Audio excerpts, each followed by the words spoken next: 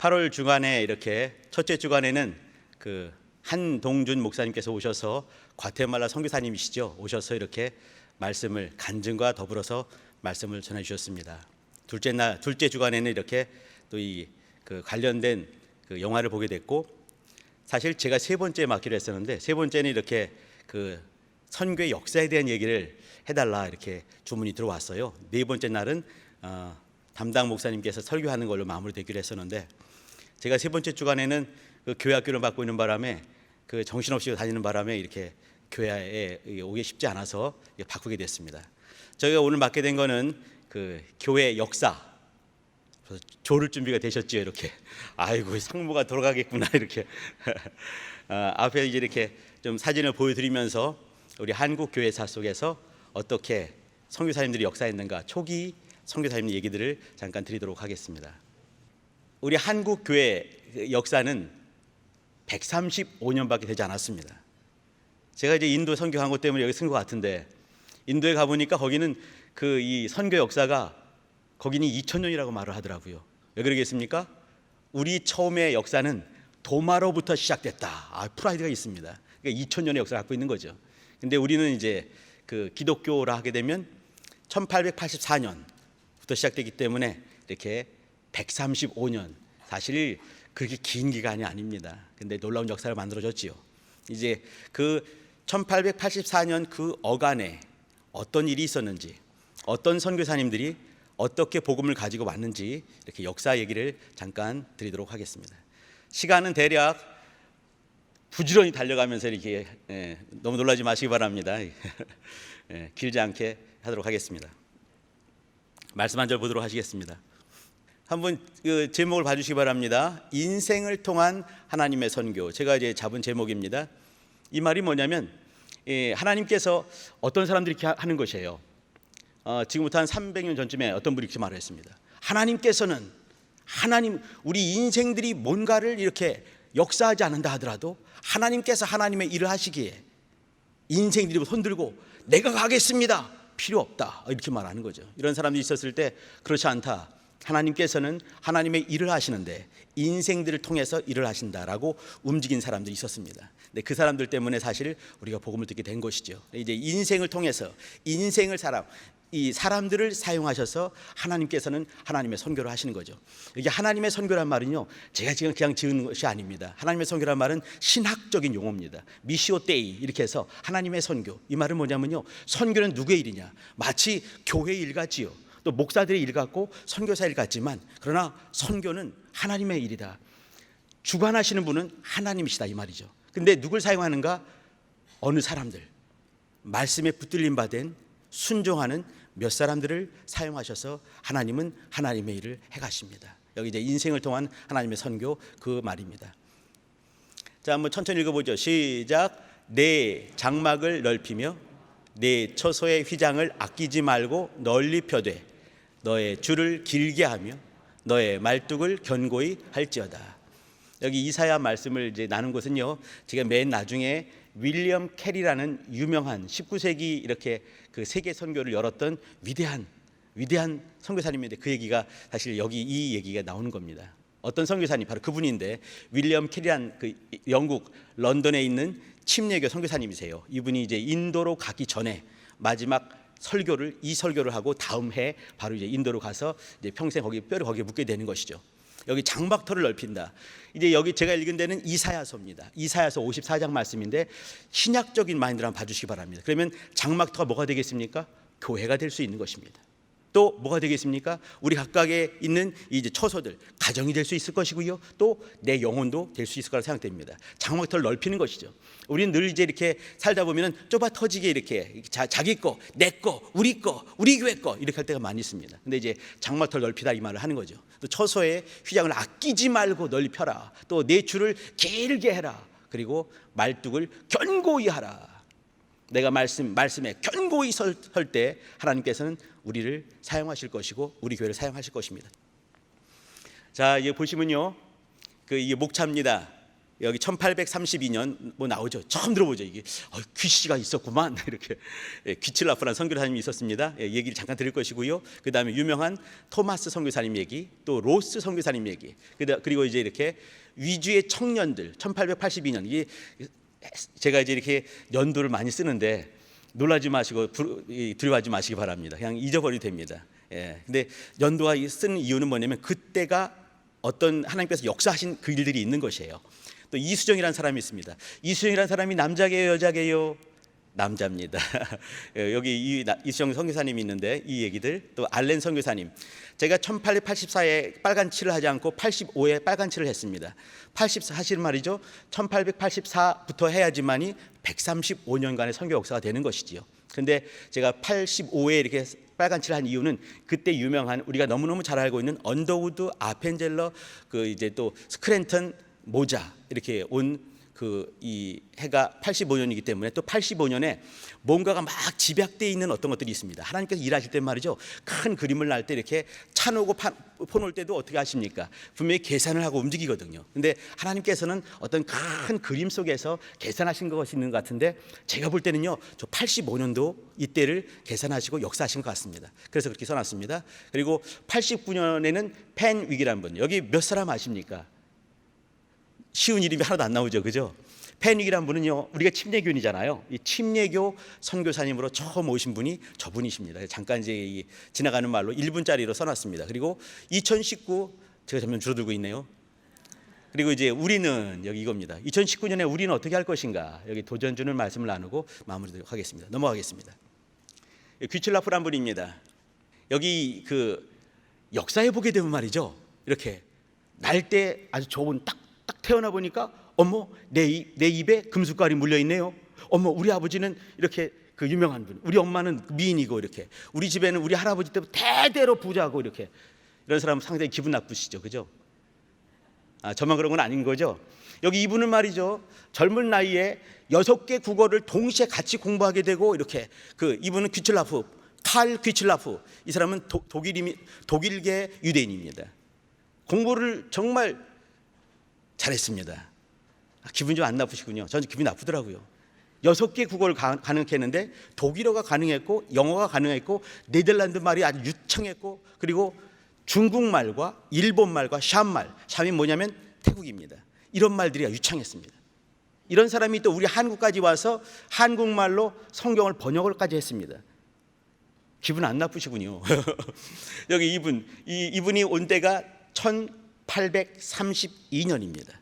문제는 뭐냐면 31년도에 무슨 일이 있었냐면, 사랑하는 아내가 있었습니다. 9살 연상의 여인이었어요. 근데 이제 아기를 갖게 됐습니다. 아기 태어나면 얼마나 기쁘겠습니까? 근데 아기 나오면서 사모님이 돌아가셨습니다. 그 아기가 몇 달 못해 죽었습니다. 그러면 사실 가장 큰 욕 중에 뭐가 가장 충격이겠습니까? 사실 배우자가 사망하는 거거든요. 그 모진 고통과 어려움 중에 뭐랬겠습니까? 선교를 시작을 하는 거예요. 중국까지 선교를 하다가 이제 어느 순간 또 이제 이렇게 한국까지 오게 되는 것이죠. 그러면서 이 아시아권 내에서 이렇게 일본 갈 준비를 하고 한국까지 와서 이제 그 선교를 하는 겁니다. 근데 우리나라 왔을 때는 말이죠, 충남 보령에 가게 되면 고대도라는 데가 있는데 거기 가본 거죠. 이렇게 가보니까 키는 조그마신 분들이, 꾀죄죄하신 분들이 이렇게 또 아주 그냥 경계하는 눈초리를 가지고, 또 그러나 또 이렇게 복음은 전혀 알지 못하는 그런 사람들을 만나게 됐습니다. 그러면서 그들에게 가까이 다가가는 거죠. 젊은 청년 이 귀칠라프 이 선교사님이 그러면서 복음을 전해주기 시작했습니다. 복음이 뭐 엄청난 것이 아니었어요. 그가 한 것이 뭐냐면 주기도문을 우리 한자 말로 번역을 해서 우리 사람들에게 나눠주기 시작했습니다. 또 보니까 너무너무 못 사는 거죠. 꾀죄죄 하시고, 그러니까 이제 비누도 나눠주고, 또 감자는 중요한 겁니다. 감자는 이렇게 구황작물이라고 해서 이렇게 아주 배고플 때, 이제 이렇게 보릿고개 넘어갈 때, 이럴 때 먹는 것들 아니겠습니까? 이 감자 재배법과 포도 재배법을 가르쳐 줬습니다. 이러면서 이제 이렇게 복음이 들어올 수 있게, 처음 이렇게 우리 한국 사람과 만났던 선교사님으로서 이분이 처음이세요. 그리고 주기도문을 주면서 그 하나님 말씀을 접할 수 있게 해주고, 이제 여러 백방으로 이렇게 이제 이 임금님과 만나고자 했지만 뭐 이렇게 많은 선물도 보내주고 했지만 연락이 오지 않았습니다. 이제 결국 이제 가게 되는데, 가게 되면서 이렇게 이제 배 타고 가면서 일본 경유에 가려고 하면서 움직이면서 한 얘기가 있는데, 내가 지금은 이렇게 뭔가를 했을 때 아무것도 보이지 않지만 하나님께서 이 나라에 불을 킬 것이다 라는 이렇게 이제 예언 같은 이런 말을 자기 일기에 써놓고 가게 됐습니다. 이분은 말이죠, 별로 큰일 한 것이 없습니다. 약 한 달간 우리 한국에 들어왔으면서 고대도에서 잠깐 만나게 되고, 그리고 이 주기도문 잠깐 준 것과 또 이렇게 감자, 포도 재배법, 포도주를 만드는 그 방법, 또 이 해외 사람들과 또 특별히 서양 사람들과 이 교류의 필요성을 잠깐 깨우치고 간 것 밖에 없습니다. 그럼에도 불구하고 이분이 이렇게 왔다 하게 되면서 복음이 이제 우리 한국에 들어올 준비를 서서히 하게 되는 것이죠. 다음 보십니다. 이분은 사실 말이죠, 할 얘기가 무지 많은 분입니다. 1866년도면 말이죠, 대원군 시절입니다. 우리 성도님들 대원군 잘 아시죠? 이 한국을 이렇게 문을 철저히 잠가버렸던 또 이제 이 명성왕후가 이렇게 이제 각을 세우고 있었던 바로 그분 아니겠습니까? 이제 이렇게 있었을 때 이 서양 분들이 오는 게 쉽지 않죠. 이 1860년 하게 되면 여러분들은 아마 국사 시간에 이렇게 병인양요 이렇게 배웠을 것입니다. 병인년에 양놈들이 들어와서 열화를 폈다. 이게 병인양요거든요. 근데 이제 이때 같이 병인년에 양놈들이 들어와서 난리를 필 때 들어왔던 분이 바로 저분입니다. 이분이 들어오면서 이제 이렇게 큰 이 저네럴 셔먼으로 한 배를 타고 왔거든요. 그렇기 때문에 이제 많은 사람들이 제국주의적인 어떤 이렇게 침탈하는 모습이 아니겠는가라고 생각할 수도 있을 것 같습니다. 그러나 볼 때는 말이죠, 우리가 이렇게 많은 사람들이 역사적인 어떤 이렇게 이제 객관적인 역사겠죠, 그죠? 하나님이 빠지고 복음이 빠진 역사로 볼 때는 이렇게 제국주의가 이 조그만 나라를 침탈하는 그 모습으로 볼 수도 있겠지만, 그러나 하나님께서는 그런 중에도 복음을 역사하시는 그런 분 아니시겠습니까? 여기 이분이 올 때는 말이죠, 이분도 이렇게 연도를 잘 봐주시기 바랍니다. 1840년, 1866년. 그러면 몇 살에 돌아가셨습니까? 27살에 돌아가신 거예요. 근데 이 가만히 보게 되면 말이죠, 선교사님들 중에 이렇게 정말 잘 풀렸던 분들이 많지가 않은 것 같습니다. 이분도 말이에요, 이렇게 중국에 먼저 선교를 갔는데 이제 이렇게 결혼하자마자 23살에 안수받고 결혼하자마자 바로 움직인 거죠. 가니까 이제 사모님은 물 갈아 먹으면서 배탈 나시고 자꾸 아프시고, 또 그는 이제 선교사 여러분들과 만나는 보지만 늘 알력이 있고 쌈박질을 하게 되고, 내가 이러려고 선교 왔나 이러고 싶을 때 멀리가 또 이제 선교의 일을 하다 보니까 와보니까 사모님께 돌아가신 지가 일주일이 넘어버렸습니다. 이제 이거 내가 선교를 해야 되나 말아야 되나, 이제 다 집어치고 이제 나 이제 간둬야 되겠다 이럴 때 어떤 분이 옆구리 쿡 찔리면서 저쪽에 가게 되면 조그만 나라가 있는데 조선이라는 나라가 있어, 한번 가보지 않겠나, 이 말을 하는 거죠. 다시 이제 이렇게 마음을 주섬주섬 챙기면서 우리나라 오게 되는 분이 바로 저분입니다. 9월 달쯤에 들어왔는데 말이죠, 제네럴 셔먼을 타고 이분이 들어오면서 한국말을 좀 배워가지고 이제 통역관으로 들어왔습니다. 성경을 잔뜩 갖고 온 거예요. 이걸 주게 되면 하나님께서 말씀으로 역사하지 않겠는가, 조선 사람들에게 드디어 하나님의 말씀을 또 이렇게 줄 수 있는 영광스러운 직분이 나한테 있겠구나 싶어가지고 이제 잔뜩 가지고 들어왔습니다. 근데 우리나라 사람들은 말이죠, 그 당시 이렇게 이 서양 분들에 대해서 좋은 감정이 없었습니다. 그럴 수밖에 없는 것이 우리 서양 사람들이 말이죠, 나쁜 사람 많이 있었습니다.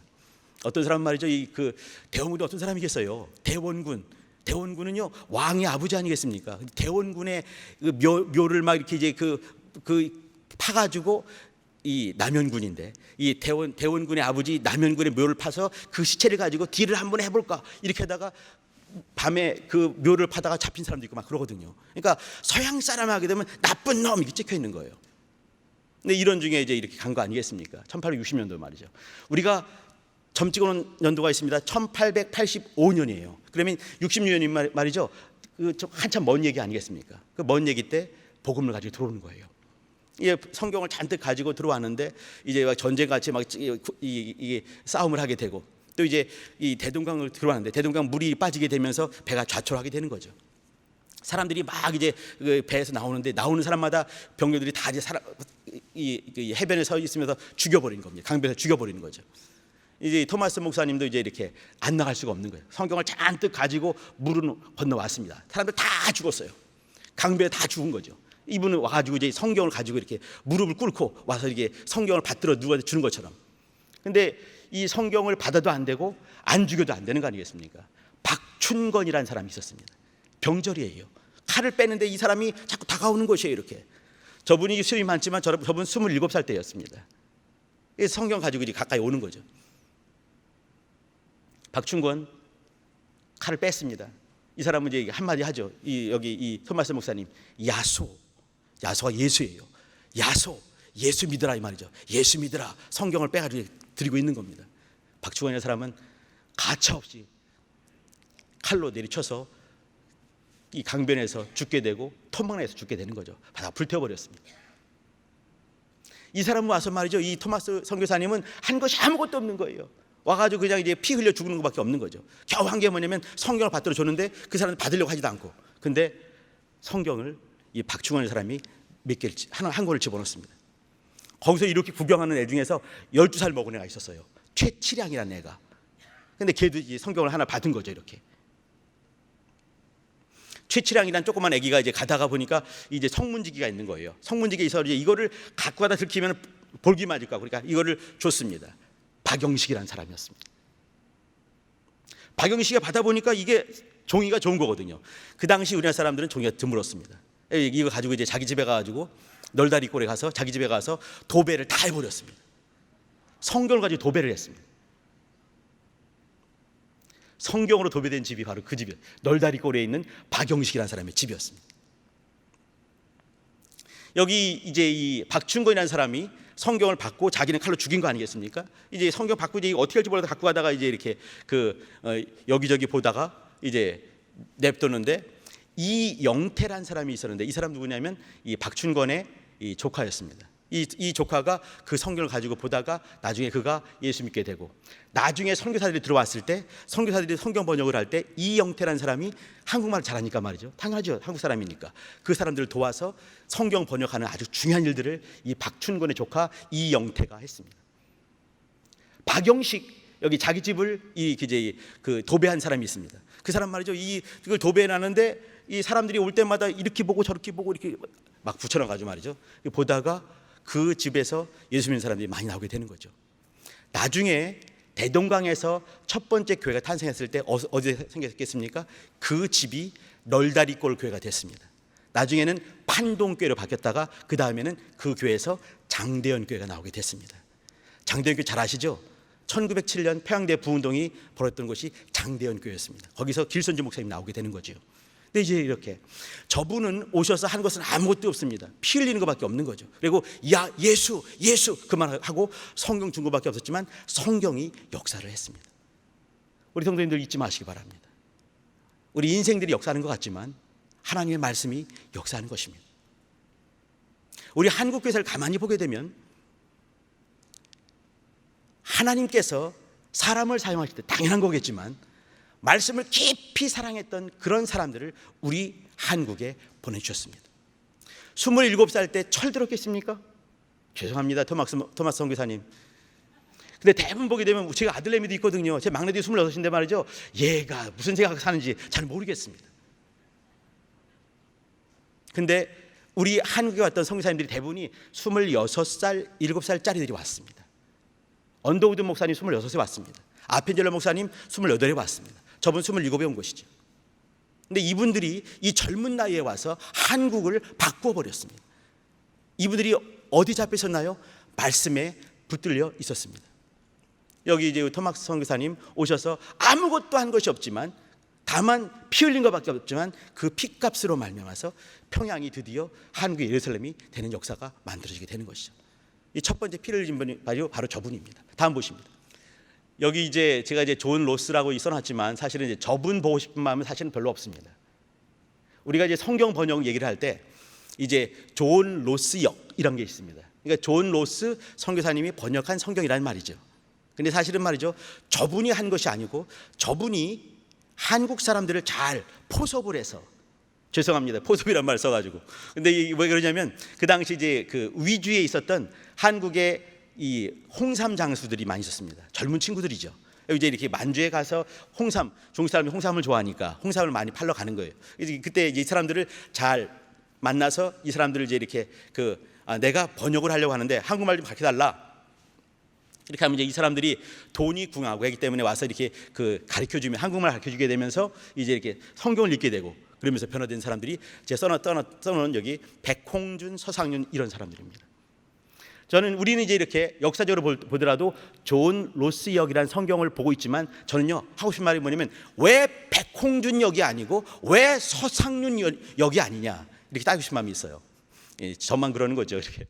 근데 이제 학문적으로는 존 로스 역 성경 이렇게 말을 합니다. 근데 사실 저분보다는 백홍준, 서상윤 이런 사람들이 성경을 번역하게 된 것이고 또 이 사람이 돈 주고 시켰기 때문에 존 로스 역 또 존 로스의 또 이제 이 사위가 존 맥킨타이어가 있습니다. 이 선교사님들이 중국에 있으면서 이 위주에 있는 사람들을 만나게 되고 위주에 있는 사람들을 통해서 이제 성경을 번역을 했습니다. 그리고 나온 것이 1882년에 누가복음이 번역이 됐습니다. 다시 말씀드립니다. 1885년에 언더우드 아펜젤러가 왔다고 말씀드렸습니다. 1884년도에 첫 번째 선교사 알렌 선교사님이 오셨다고 말씀드렸습니다. 그런데 1882년도에 누가복음이 한국 사람 백홍준, 서상윤 이런 사람을 통해서 존 로스 선교사가 이렇게 번역을 했습니다. 이 말이 뭐냐면요, 선교사님들이 우리나라에 들어오기 전에 첫 발을 띄기 전에 물론 이제 이렇게 저 앞에 귀칠라프 선교사님이 왔다 간 적이 있었지요. 근데 그분은 거기서 딱 단절이 됐어요. 근데 이제 이분들 이렇게 하게 되면서 정말 이제 84년, 85년도에 선교사님들이 들어오기 전에 중국 만주 지역에서 한국말로 성경이 한국 사람에 의해서 성경이 번역이 됐구나. 이 말은 뭐냐면 이렇게 큰 그림을 그려가신 분이 저는 있다고 저는 믿는 것이에요. 우리 성도님 그렇게 믿으시죠? 제가 이제 이렇게 사람을 통한 인생을 통한 하나님의 선교였는데 하나님께서 하시는 것이에요. 근데 사람을 사용하시는 거죠. 누구를 통해서요? 존 로스, 백홍준, 서상윤 이런 사람 통해서 하는 거죠. 이 사람들은 뭐냐면 처음에는 자기가 돈 벌기 위해서 번역을 했지만 그러나 어느 순간에 하나님의 사람이 되고 백홍준이 나중에 순교하게 되거든요. 이렇게 역사가 만들어지게 되는 거죠. 그리고 이제 이렇게 만주 지역에서 선교사님들이 들어오기 전에 이미 성경 번역이 시작됐구나. 그걸 기억해 주시기 바랍니다. 다음 보십니다. 저기 소래교회 한번 해보시죠.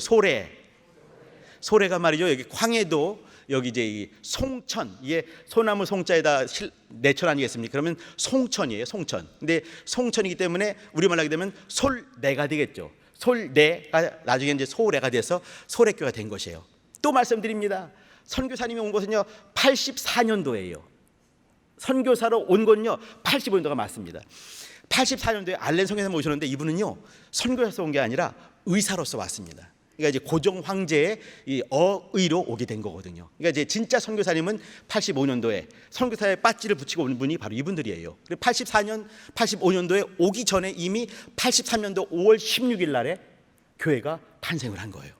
이거는 한국 역사의 어떤 위대성 같습니다.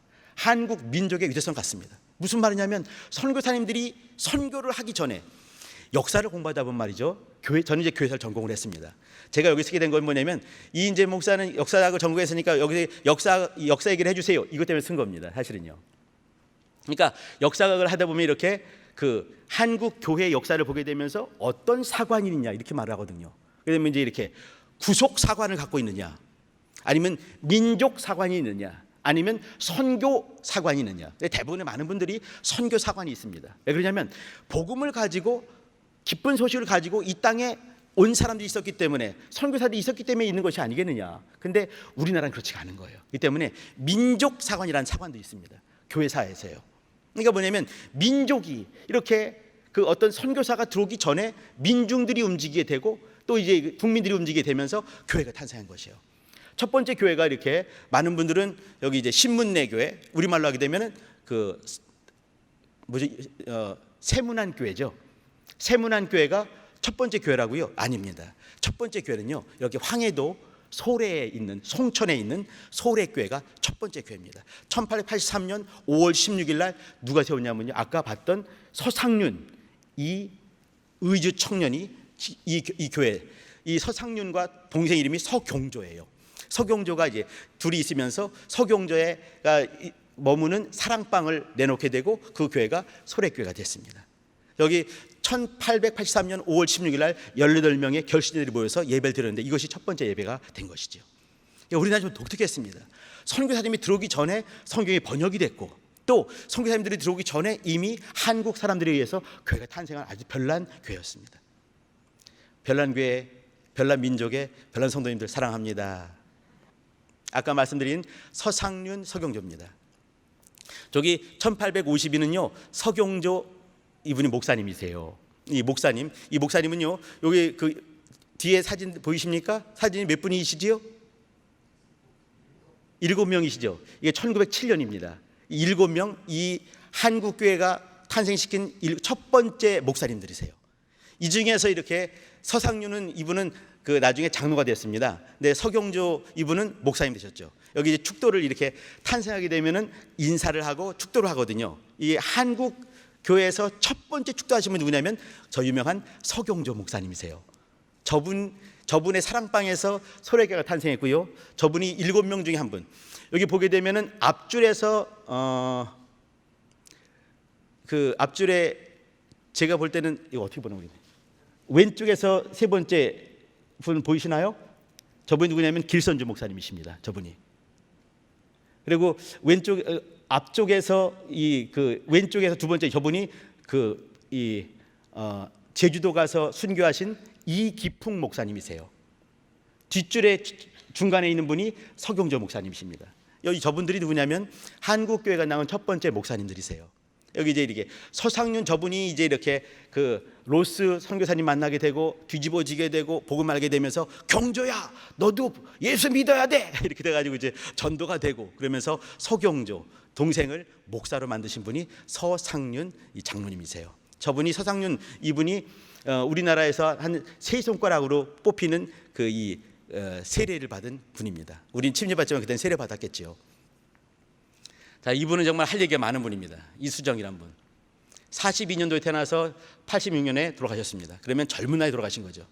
이분은 말이죠. 1882년에 무슨 일이 있었냐면은 그 임오년인데 임오년에 그 구식군대와 신식군대가 전쟁을 하는 이제 그 서울 시내에서 이제 일본 군사와 싸우는 거죠. 임오군란이 있었습니다. 임오군란이 있고 나서 그 명성황후가 이렇게 쫓겨가게 된 거죠. 쫓겨갈 때 이 이수정이라는 사람이 명성황후를 잘 모시고 이제 이렇게 죽을 수 있는 고비를 몇 번 넘기면서 잘 살려줬습니다. 그렇기 때문에 나중에 일이 다 끝난 다음에 이제 명성황후가 부른 거죠. 이 고종이 불렀습니다. 너 때문에 내가 살았는데 내가 뭐 좀 좋겠느냐? 하면 이제 이렇게 돈을 주세요.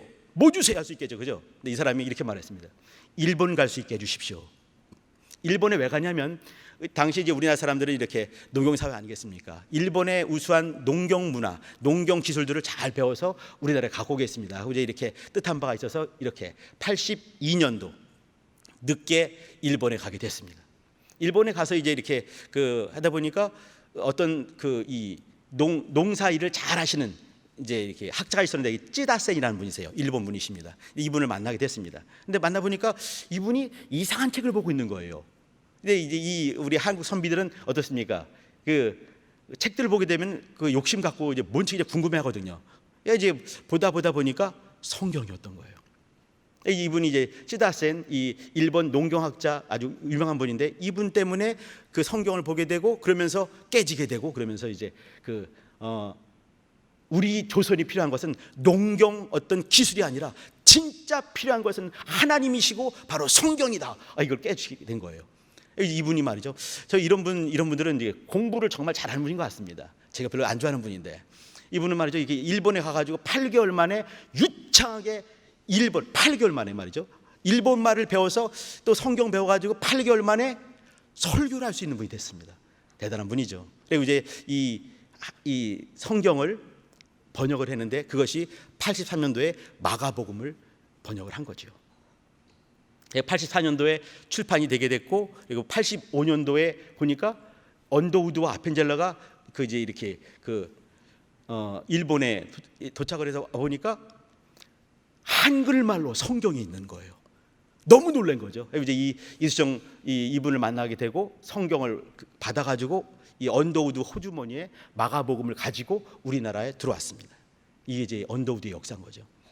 이분이 말이에요, 이렇게 성경을 깊이 더 깊이 연구하게 된 이유가 있습니다. 어느 날 꿈을 꾸는데 말이죠, 이렇게 성경을 열심히 보고 막 그렇게 열심히 해왔지만 잠자는데 꿈을 꾸는데 보니까 어떤 두 사람이 꿈속에 나타난 것이에요.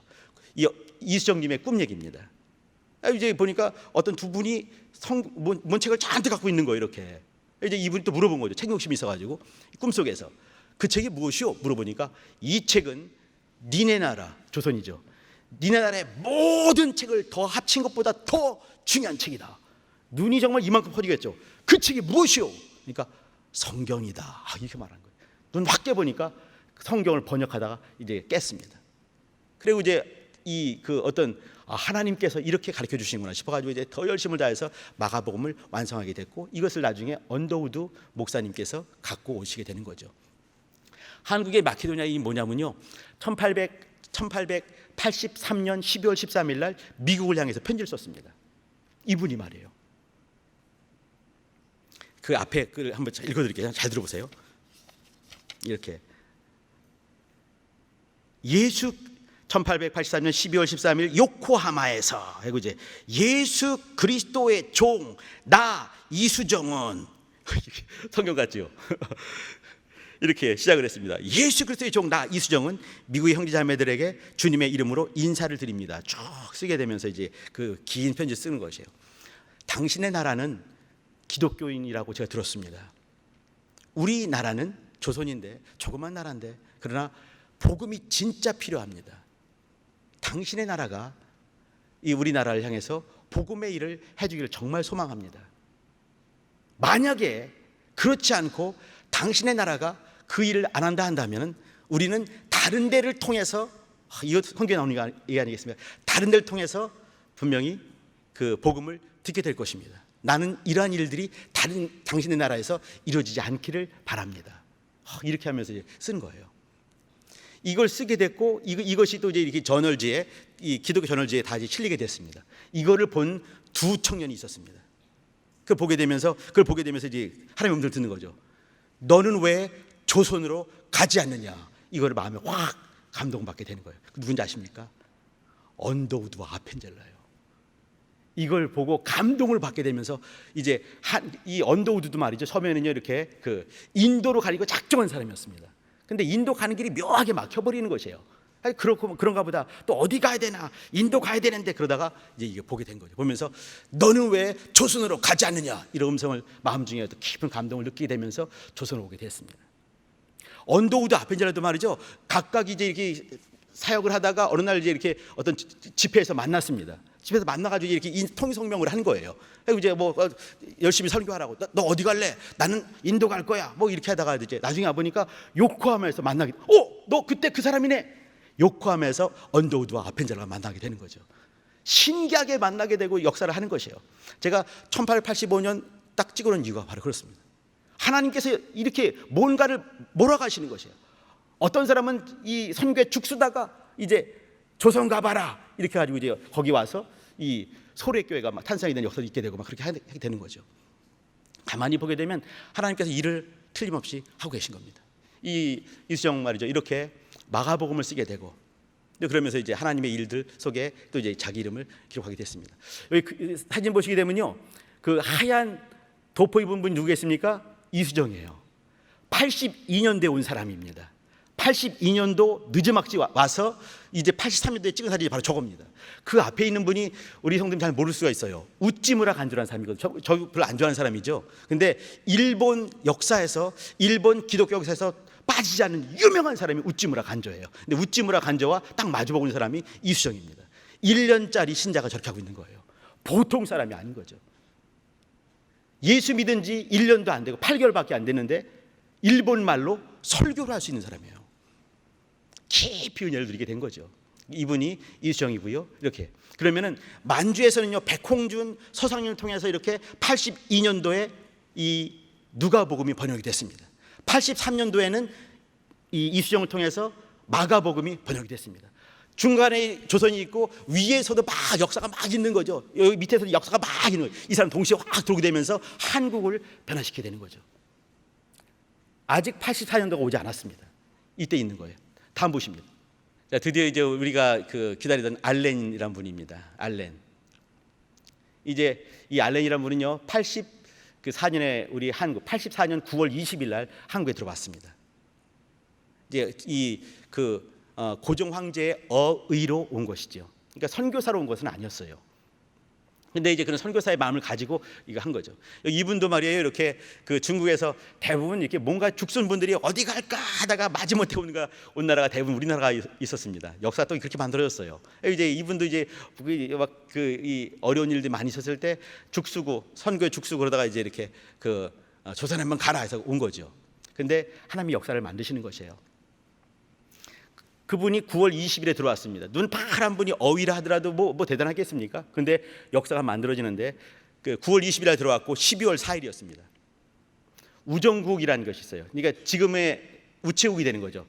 중앙에 있는 중앙 우체국이 처음 만들어진 겁니다. 그러니까 우체국이 만들어졌기 때문에 우정국이라고 했는데 만들어지게 되면서 낙성식으로 해가지고 이렇게 고종 황제도 있고 뭐 사람들 잔뜩 모인 가운데 이렇게 낙성식을 하는 거예요. 근데 그때 개화파들이 김옥균, 박용효 이런 분들 아시죠? 역사 시간에 배웠던 이분들이 이렇게 개화파를 주창하게 되면서 일본을 등에업고 이제 한국 정부를 이렇게 정변일으켰습니다. 이게 뭐냐면 갑신년에 이뤄서 갑신년에 이뤄진 정변, 갑신정변입니다. 이제 일본 사람과 일본 사람에 붙은 사람 다 죽이는 거죠. 그때 민황후, 이제 명성황후의 조카가 있는데 조카가 민영익입니다. 여기 가지고 있는 사람 있죠? 가지고 있는 사람. 어떻게 되나? 보이시나요? 여기 민영익 가지고 있는 사람. 저 사람 민영익입니다. 이 사람이 칼을 7방 맞았습니다. 여기 목 맞고 등허리 맞고 자원 7방 칼 맞았어요.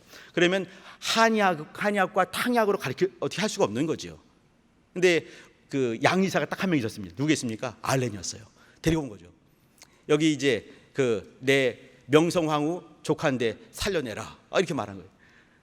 안 살리면 큰일 나는 거 아니겠습니까? 기도 오지게 했겠죠, 그죠? 기도하고 또 방언해나 모르겠습니다. 열심히 간구하고 또 그러면서 약해지고 명주실을 가지고 대반을 가지고 꿰매기 시작했습니다. 안 되는 거니까 꿰맸어요. 그리고 기도 많이 했겠죠. 근데 깨끗이 나았습니다. 이 민영익이 하는 말이 뭐냐면 당신은 하늘에 그냥 보통 의사가 아니라 하늘이 보내준 구세주 같은 이렇게 정말로 구세주 같은 사람이라고 이렇게 말했습니다. 나를 향해서는 하늘이 보내준 사람이라고. 그러면서 이제 이렇게 뭐 하면 좀 좋겠냐고 말을 했습니다. 뭐 해달라고 했겠습니까? 병원 세워주세요. 그랬습니다. 그게 뭐냐면 유명한 광해원이 만들어지게 된 거예요. 이것이 85년 4월 10일쯤에 완성이 됐습니다. 그때 4월 5일 날 들어온 사람이 있는데 누구였겠습니까? 언더우드예요. 언더우드가 4월 5일 날 이 부활주일입니다. 부활주일 날 저기 제물포항 지금의 인천항에 도착을 했어요. 오후 3시에 도착을 해가지고 이제 서울까지 오게 되는 거죠. 와 보니까 의사가 있는 거예요. 알렌이 있게 되고 그리고 광해원이 만들었을 때 언더우드가 같이 들어가서 거기서 화학을 가리키고 또 이제 병원 의사로 일을 했습니다. 이 언더우드 목사님은요, 이 26살에 왔는데 의사거든요, 의사. 근데 알렌과 같이 수술을 하다가 이렇게 피가 탁 나면 그대로 자빠지고 또 피보면 또 자빠지고 그래가지고 이제 그 사람은 약을 조절하기 시작했습니다. 간이 정말 작으신 분인 것 같아요. 이렇게 피보면 쓰러지는 의사. 그게 언더우드 목사님이었습니다. 자고 이제 여기 알렌 이분이 와서 사실 말이죠 큰 일들을 하지 않았지만 광해원을 만들게 되고 또 이제 여러 이후에 오는 선교사님들이 안전히 거할 수 있는 그런 것들을 다 마련하게 됐습니다. 갑신정변이 왜 그때 일어났을까? 그때 아니랐으면요 광해원 없었고요. 선교사님들 일하기 쉽지 않았을 것입니다. 근데 이 일이 있게 되고 민영이 칼 맞게 되고 또 명주실로 꿰매게 되고 아마 우리 알렌 선교사님이 바느질을 잘한 것 같습니다. 이거 잘 꿰매가지고 잘 붙어가지고 살아나게 된 거죠. 이제 이 알렌 선교사님인데 이분들은 이렇게 개화파도 많이 좋아했고 또 이 수구파도 많이 좋아했던 그런 선교사님들이 됐습니다. 다음 보여주세요. 자 이제 기다리셨습니다. 이 언더우드 할 말이 많지 않습니다. 굉장히 많은 거지만 그러나 건너가야 됩니다. 언더우드 26살에 오셨고요. 그리고 이분이 나중에 9살 정도 9살인가 많은 연상의 선교사님 미망인과 결혼했습니다. 신혼여행을 말이죠. 이렇게 괌으로 안 갔습니다. 신혼여행을 말이죠. 의주로 해서 이렇게 전도여행을 떠났습니다. 쭉 전도여행 가게 되면서 소래교회도 한번 가게 되고요. 이렇게 쭉 전도여행 갔던 그 유명한 분이 언더우드입니다. 아펜젤을 한번 봐주세요. 아펜젤 저분은요. 1902년이면 나이가 젊습니다. 44인가요? 그때 돌아가셨습니다. 이분은 말이죠, 여기 목포에서 성경 번역하는 그 일들 세미나가 있었는데 그걸 가기 위해서 배를 타고 가다가 좌척이 됐어요. 배가 부딪힌 거죠. 근데 이제 그는 구명조끼를 딱 입고 있었는데 보니까 어떤 조그만 애가 물을 먹고 있는 거죠. 이렇게 여자 학생이. 그러니까 이걸 벗어주고 자기는 죽었습니다. 이제 이 아펜젤러가 일찍 죽게 된 것이에요. 여기 이분들 보게 되면 이렇게 한국에 왔을 때 젊은 나이 26살, 27살 언더우드 총각으로 이 아펜젤러는요 결혼한 지 얼마 안 돼가지고 사모님께서 배가 남산만에서 들어오셨습니다. 이제 이렇게 우리나라 와서 역사하게 된 거죠. 제가 이따가 이제 양화진 사진 잠깐 보여드리겠는데 양화진에 가게 되면요 이제 가을 되는데 근래 한번 소풍 한번 가시기 바랍니다. 저도 한번 가봤는데 보니까 제가 이해력이 부족해가지고 어떤 거 보니까 이렇게 묘가 있는데 비석이 있는 거죠. 1901년 몇 월 며칠 찍어놓고 예를 들면 1901년 2월 7일 찍어놓고 1901년 2월 8일 이렇게 써 있어요. 이게 무슨 말이겠습니까? 낳자마자 다음 날 죽은 거예요. 이런 애기들 묘가 질비하게 많이 있습니다. 왜 그러겠습니까? 선교사님들 와봤지만 물 갈아먹고 풍토 다루기 때문에 아기 낳게 되면요 풍토병 때문에 바로바로 죽게 되는 것이에요. 이렇게 죽은 아이들이 참 많이 있습니다. 양화진에 가게 되면 선교사 묘기에 가면 그런 묘들이 많이 있어요. 근데 이분들도 사실 이제 이렇게 와서 이렇게 선교하게 되면서 얼마나 많은 고초가 있었겠습니까? 이 아펜젤러 선교사님은요 키가 한 180 넘는 그런 사람이라고 하더라고요. 80몇 킬로짜리래요. 근데 한 몇 개월 만에 60몇 킬로, 한 20몇 킬로가 줄어버린 거죠. 고돼가지고. 근데 그렇게 선교 일을 하게 되면서 우리나라가 말씀의 나라로 바뀌어지게 된 것이에요. 이분들의 땀이 없이는 또 이 피가 없이는 눈물이 없이는 우리나라 탄생할 수 없었겠지요. 다음 보여주시기 바랍니다. 남자만 말하니까 우리 여자 집사님들 많이 서운하셨죠, 그죠? 이분은 뭐냐면 1885년도에 들어왔을 때 말이죠. 이렇게 언더우드 아펜젤러만 오신 게 아니에요. 여기 이제 스크랜턴 목사님도 오셨어요. 스크랜턴 의사죠. 이분도 오신 겁니다. 근데 스크랜턴이 아들 여기 보면은 제 바로 머리 위에 있는 이상한 분 계시죠? 이상한 분이 아니라 그분이 뭐냐면 스크랜턴 아들내미예요. 윌리엄 스크랜턴입니다. 여기 큰 그림이 있는 저분은 스크랜턴 대부인이에요. 대부인이라는 얘기 보면 소분이 있었겠죠. 소분이 누구겠습니까? 이 스크랜턴 이 목사님의 이 아내 되신 분이 계시고 어머니 되신 분이 저분이세요. 그러니까 이분은 엄마 모시고 이제 엄마가 아들 되고 온지 모르겠지만 아들 부부와 엄마와 3대가 우리나라 왔습니다. 여기 스크랜턴 분이세요. 이제 아들 부부가 내한을 하게 됐고 그리고 순 우리말로 하게 되면 백꽃나무 계집애들 큰 배움터 이화여대입니다. 이거를 세우신 분이에요. 그러니까 이제 우리 한국 여성들 지도자들 길러냈던 그분이고요. 전도를 많이 했고요. 그 당시는 말이죠. 우리 한국 사람들이 얼굴 내놓고 다니는 것은 부끄러운 일이잖아요, 그죠? 이렇게 해서 이렇게 얼굴 이렇게 해서 나오는데 이렇게 이런 사람들. 그렇기 때문에 이렇게 학교로 오려면은 기생 같은 사람들이나 아니면 첩의 자식들이나 아니면 고아나 이런 사람들만 오게 됐습니다. 그러나 이제 그런 사람들 통해서 이렇게 학교가 이화여대가 만들어지게 되고 그러면서 이제 이렇게 한국 교회 여성의 전도, 여성 지도자들을 낳게 되는 중요한 일들을 했던 분이 스크랜턴 대부인입니다. 제가 이렇게 말씀드린 이유는 말이죠. 여러분들이 많이 들어왔죠, 그죠? 한번 잘 보시기 바랍니다. 어떤 분은요 선교에 죽수다가 오신 분도 계십니다. 어떤 분은요 너무 삶이 힘들어서 너무 어려운 일 때문에 한 곳에 몰두하게 되면서 선교일에 몰두한 분도 계시는 것이죠. 또 어떤 사람은 또 이제 이렇게 자기가 직접 오지 못했지만 우리 한국 사람을 사게 되면서 이렇게 말씀을 가지고 이 번역하는 일들을 통해서 주의 일들이 이루어졌습니다. 하나님께서는 그런 사람들 사용하시는 것이에요. 특별히 제가 좀 드리고 싶은 얘기 중에서 큰 것은 뭐냐면 하나님께서는 우리나라를 사랑하시는데 어떻게 사랑하셨냐면 말씀을 주는 걸 사랑하셨어요. 한국이 선교사가 들어오기 전부터 한국에 들어오기 전부터 성경이 번역된 그 일들 이건 보통 일이 아닙니다. 근데 그런 일들이 이루어지게 된 거죠. 이 만주에서 혹은 이 일본에서 그러면서 한국에 이제 복음이 들어오게 됐습니다. 다음 보여주시기 바랍니다. 여기 이분은 이제 아무리 뭐래도 이렇게 저희가 침례교인이기 때문에 이분은 한번 말을 해야 될 것 같아서 말씀드립니다. 침례교 선교사님인데요, 캐나다 분이십니다. 근데 이분이 이제 선교 이렇게 나오기 전에 선교에 대한 마음이 있었지만 뭐가 있었냐면 신학도 하지 않은 것이에요. 그는 선교사도 아니었습니다. 아무것도 아닌 거죠. 평범한 사람이었어요. 철물점 주인이었습니다. 근데 이제 이렇게 집회에 가서 말씀을 듣는데 계속해서 감동이 뭐냐면 자꾸 이제 이렇게 선교에 대한 감동을 막 주시는 것이에요. 제가 저분이 이렇게 말했습니다. 하나님, 저는요 찌그러지고 빠그러지고 오그라들고 녹슨 깡통에 불과합니다.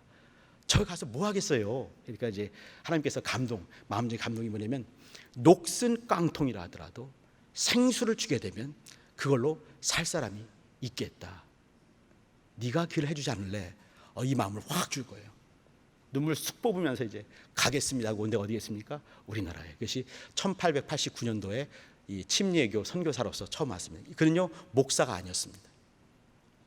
그리고 이제 이렇게 침례교 이런 말들, 침례교 자도 싫은 거예요. 장로교, 침례교, 무슨 교 싫다. 이제 대한기독교 이렇게 말을 하면서 이제 시작을 했습니다. 근데 하다 보니까 안수가 필요할 것 같아가지고 미국 가서 이제 1893년, 그때 이제 미국 가서 약 3년간 있으면서 안수받고 다시 침례교로 시작을 했습니다. 이분이 녹슨 깡통, 이 중요한 말인 것 같습니다.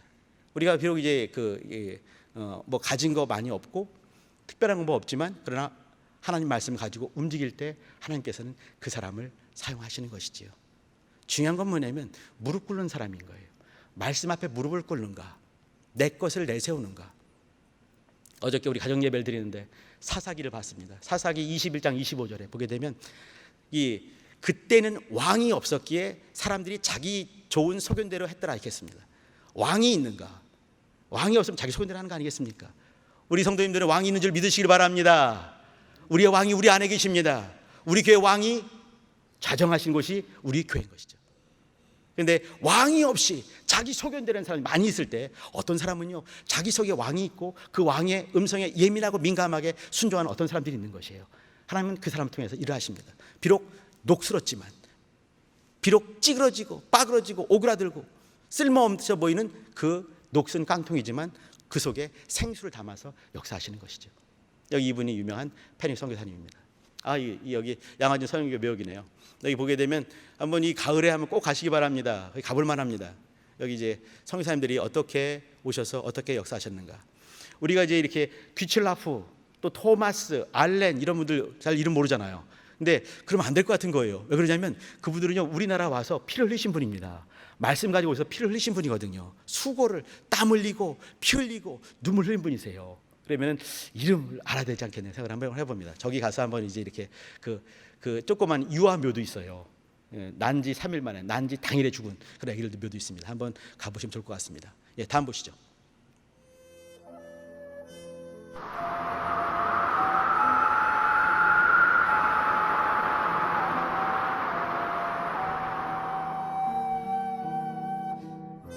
주여, 지금은 아무것도 보이지 않습니다. 주님, 메마르고 가난한 땅, 나무 한 그루 시원하게 자라오르지 못하고 있는 땅에 저희들을 옮겨와 심으셨습니다. 그 넓고 넓은 태평양을 건너왔는지 그 사실이 기적입니다. 주께서 붙잡아 뚝 떨어뜨려 놓으신 듯한 이곳, 지금은 아무것도 보이지 않습니다. 보이는 것은 고집스럽게 얼룩진 어둠뿐입니다. 어둠과 가난과 인습에 묶여있는 조선 사람뿐입니다. 그들은 왜 묶여있는지도 고통이라는 것도 모르고 있습니다. 고통을 고통인 줄 모르는 자에게 고통을 벗겨주겠다고 하면 의심부터 하고 화부터 냅니다. 조선 남자들의 속셈이 보이지 않습니다. 이 나라 조정의 내심도 보이질 않습니다. 가마를 타고 다니는 여자들을 영영 볼 기회가 없으면 어쩌나 합니다. 조선의 마음이 보이지 않습니다. 그리고 저희가 해야 할 일이 보이지 않습니다.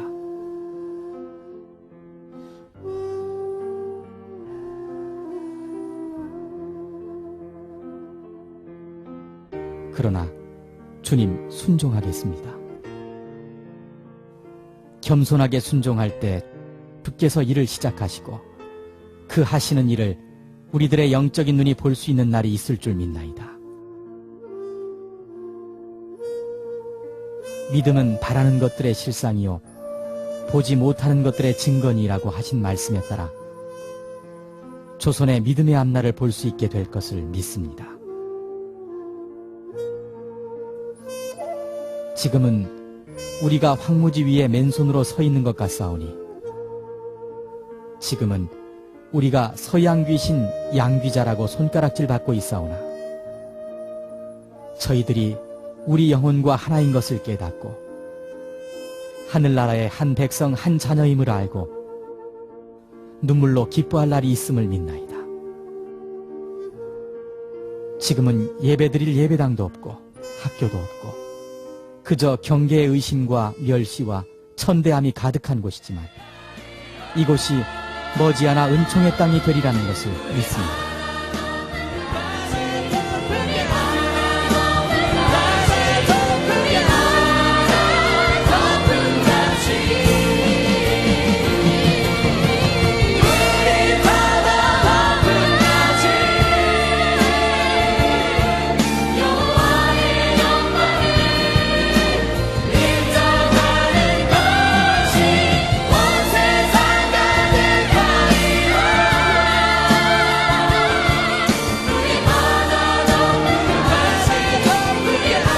주여, 오직 제 믿음을 붙잡아 주소서.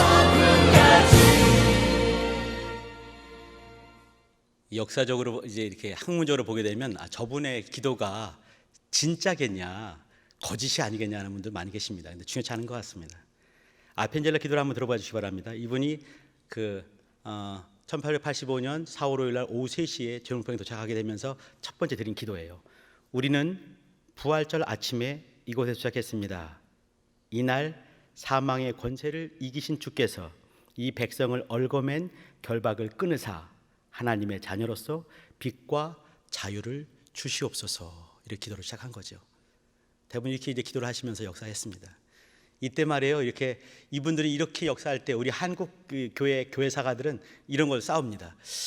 과연 장로교가 첫 발을 먼저 떴겠느냐, 감로교가 떴겠느냐, 누가 먼저냐, 이걸 싸우는 사람들이 우리 한국 사람들입니다. 이러면 안 될 것 같습니다. 그죠?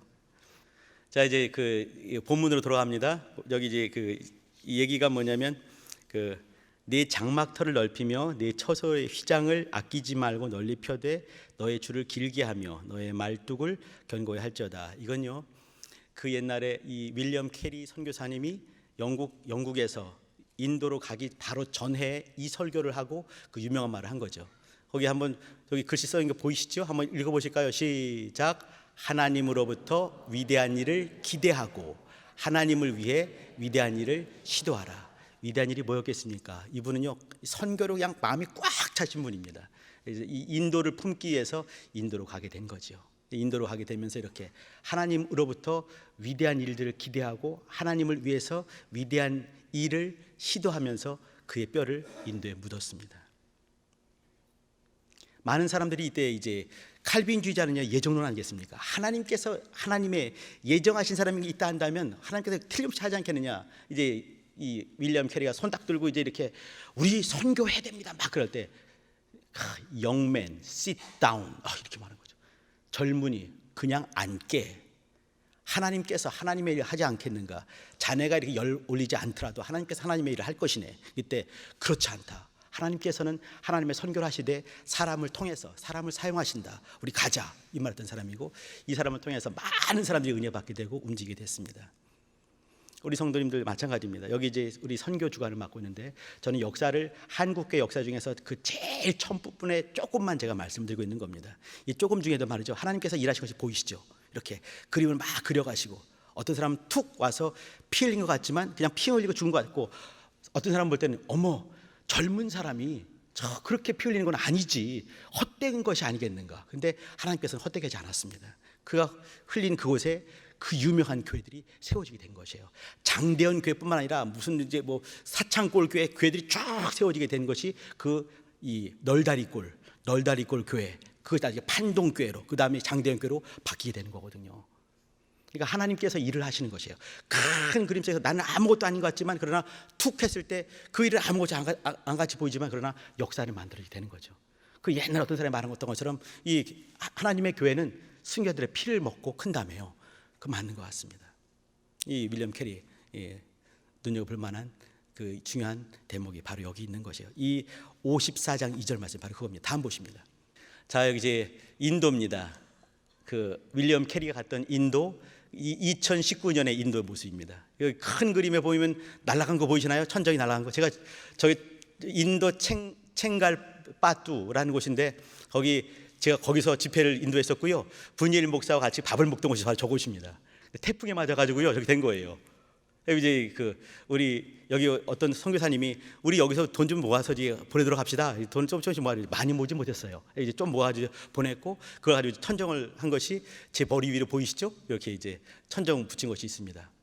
인도란 나라 아시죠? 인도는요 남한의 33배입니다. 인구가 14억 한 7천만이 됩니다. 한 2030년이 못 돼서 중국을 따라잡고 세계 최고로 인구가 많은 나라 될 거라고 그래요. 근데 그 나라는 말이죠, 19세기, 20세기, 21세기가 동시에 공존합니다. IT 최대강이 어디게요? 한국이 아닙니다. 인도입니다. 인도. IT 최대 강국, 엄청난 나라. 그러나 19세기가 동시에 공존하는 거죠. 가니까 신들이 막 돌아다니더라고요. 똥 싸면서. 소였습니다. 소. 근데 그런 곳이에요. 그 나라는, 우리나라는 언어가 하나죠. 그죠? 물론 이제 그 전라도 사투리가 있지요. 그러나 그 나라는 2273개 언어가 있습니다. 공적인 용어가 800개 언어가 있습니다. 신은 말할 것도 없고요. 기독교 역사가 2000년 되는 역사가 있다고 이제 자랑하는 나라죠. 그런데 거기 이제 이렇게 그 나라는 말이죠. 이게 그 광복절이 언제냐면 우리 똑같습니다. 8월 15일이에요. 우리는 1945년이지만 그 나라는 1947년 8월 15일 영국으로부터 해방을 했습니다. 영국령이죠. 영어를 잘해요. 근데 못 알아듣죠. 어느 날 보니까 어떤 분이 뭐라고 하는데 이렇게 알파스타, 알파스타 뭘까? 계란으로 왔나? 알파스타, 올드 페스터, 이거를 알파스타 이렇게 해가지고 가뜩이나 영어도 못하는데 방언밖에 못하는데 이제 이 영어를 하기도 못 알아듣는 거죠 막. 근데 이제 그 나라 작지 않은 나라고 영국에서 유학을 하신 그 옥스포드 출신 목사님들이 정말 그 맨발로 다니면서 선교하는 나라가 바로 저 나라입니다. 근데 그렇게 순수해요. 젊은 목사가 가서 이제 할 때도 그걸 다 적으면서 알렐루야 이렇게 하면서 계속 적으면서 이렇게 하시더라고요. 근데 그런 나라가 우리에게 요구하는 것들이 있습니다. 뭘 요구하는지 아십니까? 여기 지붕 날아갔으니까 헌금 보내주세요. 그것이 아니에요. 뭘 요구하냐면 말씀 주세요. 이렇게 말합니다. 135년 된 우리에게 말씀 주세요. 저기 이제 그 선교사님께서 저한테 그 문자 보내준 걸 한번 제가 써왔습니다. 문자를 써온 건데 한번 읽어드릴게요. 어떤 일이 있었냐면요. 재작년이죠. 재작년에 우리 성도님들 혹시 공과를 뭐라죠? 여기 이제 출판하지 않고 이렇게 프린트만 해가지고 공과를 한 적이 있습니다. 52개 공과를 만들었거든요. 저하고 이제 목사님들 같이 이제 얼려가지고 52개 공과를 만들었어요. 이제 저번에 한번 김시현 목사님 왔을 때 그 얘기 잠깐 했습니다. 이제 이렇게 해서 우리가 이제 이렇게 공과를 만들고 52개를 했다. 이거는 조직 신학적인 관점에서 뭐 신론에 대해서, 기독론에 대해서 이걸 가지고 했습니다. 했더니 눈이 동그래지면서 그걸 좀 얻을 수 없냐 이렇게 얘기된 거예요. 그걸 주게 되면 이 김시현 목사님 뭘 하냐면 이렇게 인도 목사님들 목회자 세미나를 하는 거예요. 성도를 직접 만나기보다는 목사님들을 잘 가르치는 그 일들을 하고 있습니다. 근데 이 목사님들은 뭐냐면 그 설교거리만 있으면 좋겠다. 그걸 달라 얘기를 하는 거죠. 이제 저는 이제 그냥 줄 수 있는 것이 아니라 이제 교계업과 얘기를 해야 되기 때문에 얘기를 다 해서 얘기 어제 마무리가 됐습니다. 이제 보내드리기로 했어요. 그랬더니 이제 그 얘기를 하는 거예요. 한번 들어보세요. 샬롬, 목사님 평안하신지요? 다름이 아니라 전에 한국에서 만났을 때 말씀드렸던 책에 관해서요. 인도 목회자들이랑 의논했는데 현지에서 설교나 혹은 구역 예배 때 적용할 수 있는 설교 책자 혹은 예배 인도 책자가 나온다면 현실적으로 큰 도움이 될 거라고 매우 반기고 있습니다. 저희가 그 책을 영문으로 번역해서 현지에서 인쇄하여 쓸 수 있는 방법은 없을까요? 물론 책은 가르치는 자를 대상으로 배급되는 것이기에 때문에 많은 책을 인쇄하지 않아도 될 것입니다. 저희와 수업을 마친 목회자들과 처음부터 오랫동안 함께 해온 동역자들에게 보급되는 정도라면 1판은 1000권만 인쇄도 될 것 같습니다. 한 권 출판 비용은 하나로 약 1,500원 정도 합니다. 약 200쪽 정도 생각한 비용입니다. 가능할까요? 이 속에는 뭐가 있냐면요, 말씀을 달라 이렇게 말하는 것입니다. 제가 우리 선교사님과 이제 이 귀한 시간들을 잠깐 나누면서 하고 싶은 얘기는 뭐냐면, 하나님께서는 하나님의 선교를 진행을 하십니다. 하나님의 일을 진행을 하세요. 제가 생각할 때 이렇게 이 시대에 교회가 해야 될 가장 중요한 일이 뭐겠는가? 전 두 가지 생각합니다. 하나는 뭐냐면 교육하는 것이에요. 젊은 친구들을 또 일꾼들을 자꾸 길러내는 것이죠. 두 번째는 뭐냐면 선교하는 것입니다. 아직 듣지 않은 사람이 너무나 많이 있는 것이죠. 인도에는 2273개의 언어가 있다니까요. 그럼 다 번역이 되겠습니까? 아닌 것이죠. 그러면 아직도 예수를 모르는 사람이 질비하게 많이 있는 거예요. 제가 가서 이제 이렇게 그 신방을 하는데, 인기도 신방을 하는데, 이제 신방을 5곳을 신방을 하는데, 그러니까 종일 집회하고 뭐하고 하다 이제 뒷시간에 저녁 시간에 가는 거예요. 가게 되면 시간이 막 뒤로 딜레이 돼가지고 이렇게 그 어디 가서 이제 바로 기도해주고 나면 좋은데, 가서 또 이제 뭐 기도해 주세요 하면서 조그만 애기 데리고 오고 막, 그럼 또 애기 기도 안 할 수가 없는 거죠. 또 기도해주고, 또 아프다고 또 기도해주고, 또 예배 드릴 때 예배하고, 어떤 분 상담하고 하다 보니까 뒤로 막 미뤄져가지고 11시가 됐습니다. 그래도 못 가는 거예요. 난 생각에 11시 신방이 가능한가? 문제 없대요. 문제 없대요. 가기만 하면 기다린다는 거죠. 밤새도록 기다린다는 거예요. 목사님 온다니까 기다린다는 거죠. 가보니까 지금 막 기다리고 있더라고요. 그러니까 이제 이렇게 그 밥도 준비되는데 컵에 무슨 그 이상한 액체가 있었어요. 먹어보니까 네 맛도 내 맛도 없는 거예요.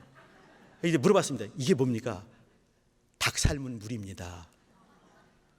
이게 거기는 굉장히 고급한 거래요. 닭 삶은 물을 한 잔을 다 먹고 왔습니다. 네 맛도 내 맛도 없는 거. 근데 그걸 놓고 기다리고 있는 거죠, 이렇게. 근데 이제 왜 그러냐면 말씀 가져온 종이 있기 때문에 기다리고 있는 거예요. 종이 중에 아니라 말씀이 있기 때문에 기다리고 있는 것이죠. 우리 성도님들, 제가 이제 이렇게 선교사님들 말씀드린 이유는요, 그분들 중에 유명한 분도 계세요. 근데 유명한 분이 유명하기 때문에 쓰임 받은 것이 아니었습니다. 그분은요, 어느 날 보니까 그 9살 연상에 그 아내가 죽고, 또 조그만 쌍둥이 여자 애기들도 죽고, 인생이 철저히 무너졌을 때 갑자기 10년간에 쑥 주신 생각이 뭐냐면 선교해라, 아시아로 선교해라. 그것 때문에 움직이면서 귀철 라프가 오게 된 거 아니겠습니까? 토마스 선교사님은요, 그분도요 정말 선교에 죽쓰신 분이에요. 다 집어치고 이제 관도요, 관도, 나 취직할래.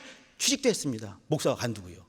근데 또 누가 와서 또 이제 저쪽 나라 가봐. 그래서 온 거 아니겠습니까? 그래서 순교하면서 널다리골, 그다음 나중에 장대교회 만들어지게 되고 한국의 평양대 부운동이 이루어지게 된 것이에요. 중요한 것은 뭐냐면 말씀에 붙들림 바 되고 있는가? 내가 내 환경보다 말씀을 인정하고 있는가? 말씀을 정말 사랑하는가? 우리 한국 교회는요, 부흥할 때, 성장할 때는요, 말씀을 사랑하고 또 사모하고 받들 때 성장했습니다. 그렇지 못할 때는 힘들어지게 되는 것이죠. 우리가 회복할 때는 뭐냐면 뜨거움을 회복하는데 말씀에 대한 뜨거움을, 겸손함을 회복해야 되는 것이죠. 한번 더 보십니다. 이 끝이군요. 제가 뭔 얘기를 하려고 했나? 여기 혹시나 우리 성도님 중에서 말이죠, 제가 한번 계산을 한번 해봤어요. 여기 이제 1000명의 목사님들에게 이것이 이제 영문으로 번역이 되고, 그리고 이제 이것을 가지고 이렇게 그 인도 말씀드렸죠, 2273개 언어가 있다. 그리고 이제 그 인구는 13억 7천만 정도 된다. 근데 목사들이 얼마나 많이 있겠습니까? 근데 1000명의 목사들에게 뿌릴 생각을 하는 것이에요. 그러면은 계산을 해보니까 150만 원입니다. 그렇게 많은 것도 아닌 거라고 생각해요. 근데 그거면은 1000명의 목사들에게 이 매뉴얼들이 갈 수가 있는 것이에요. 혹시 사모하신 분 있으면은 교계협에 연락해서 이렇게 해도 됩니다. 괜찮습니다. 다음 보시죠. 이 기도 제목입니다. 기도 제목은요, 우리 같이 기도할 것입니다.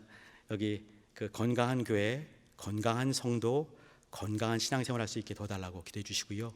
또 우리 장막터를 넓히고 휘장을 줄을 아끼지 않고 내 것을 아끼지 않는 것이죠. 그죠? 뜨거운 가슴과 간절한 마음 주세요. 기도해 주시고요. 흩어져 있는 선교사님들에게 가정과 사역에 복을 달라고 기도해 주시고요. 또 어떤 모양으로든 우리 성도님들 선교의 마음을 가지셔야 됩니다. 예를 들면 이런 거죠. 이렇게 이제 저희들 그 단톡방이 있어가지고 이제 이렇게 인도에 무슨 일 있으면 연락이 옵니다. 어떤 교회 어떤 내가 이렇게 그 포크레인이 와가지고 그냥 무너뜨려 버렸다. 이번에도 이렇게 왔거든요. 예, 선교사님 하시는 말씀이 뭐냐면 다짜고짜 예고도 없는 거예요. 그냥 와가지고 포크레인 와서 그냥 뭉개버리는 거죠. 이렇게도 하고 있습니다. 그렇게 인도계 역사하고 있거든요. 근데 이렇게 이럴 때마다 기도해 주는 것이 선교하는 것입니다. 또 가끔씩 선교사님들이 우리나라 오시잖아요. 그러면요 식사 한번 같이 한번 하세요. 그리고 들어주세요. 이렇게 내 말하지 마시고 들어주세요. 식사 한번 또 이제 가끔씩 문자 한번 날려주세요. 선교사님들한테 같이 기도해 주시고요. 여기도 혹시나 또 이제 이렇게 있죠. 이렇게 어디 가나에 어디 간다. 제가 이제 선교를 갔을 때 그때 7박 8일 갔었거든요. 근데 그 중에는 권사님도 계세요. 오셔가지고 칠순 생일을 거기 인도에서 쌀쌀한 가을 날씨 39도에 거기서 이제 이렇게 칠순을 거기서 맞았습니다. 칠순 생일 맞아가지고 자손들이 보내줬다 하시더라고요. 그렇게 온 분도 계시고 젊은 처녀도 있고 아줌마도 계시고 아저씨도 있고 총각도 있고 8명이 갔습니다. 8명이 8색깔로 간 거죠. 가서 보면은 얼마나 소중한지 가서 이제 같이 하나 되고 막 기도하면서 우리 성도님들 시간 되시면요 돈 좀 만들 때 빚 이럴 때 지도 괜찮습니다. 이럴 때 한번 자신에게 헌신 한번 하세요. 어디 간다 할 때 같이 따라가세요. 가서 같이 직접 보시기 바랍니다. 인도 선교 어떻게 진행되는지, 가나가 어떻게 진행되는지, 필리핀 선교가 미얀마 선교 어떻게 진행되는지 한번 가서 보세요. 보면은 기도 안 할 수가 없고요. 또 무릎 꿇지 않을 수가 없고요. 말씀이 얼마나 소중한가 알 수가 있고요. 우리 교회가 얼마나 소중한지 알 수가 있습니다. 선교의 마음 드는 거 어렵지 않습니다. 한마디 기도해 주시고 한마디 하세요. 하나님, 인도 선교사님 누구를 기억해 주세요. 한마디 하세요. 또 이제 필요하면은 또 이렇게 헌신해 주시고 오실 때마다 점심 한 끼 사드리시고 같이 얘기 한번 들어주시고 하면 됩니다. 거창한 것이 아닙니다. 그리고 때를 따라서 단기 선교할 때 꼭 한번 가보시길 부탁드립니다. 가면 달라집니다. 어디 멀리 이제 거기 이렇게 유럽 같은 데 가지 마시고요. 못 사는 데 골라가시길 부탁드립니다. 기도하실 때 하나님, 네 가지 제목들이 있습니다. 하나님, 이와 같이 우리 교회 또 우리 모두를 복 주시고 도와달라고 같이 주여 한번 부르고 기도하시겠습니다.